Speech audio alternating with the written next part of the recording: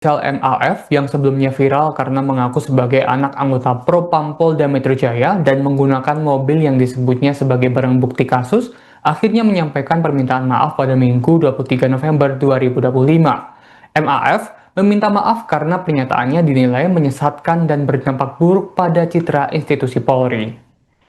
Ia mengaku bahwa informasi yang ia sampaikan dalam video viral tidak benar dan hanya diucapkan dengan posisi dalam keadaan emosi saat terlibat adu mulut dengan debt collector. Melalui keterangannya, MAF menegaskan bahwa dirinya bukan anak anggota Propam Polda Metro Jaya dan mobil yang ia gunakan bukanlah barang bukti kasus sebagaimana yang ia klaim dalam video yang beredar. Ia juga menyatakan menyesal karena ucapannya Download Tribun X sekarang, menghadirkan lokal menjadi Indonesia.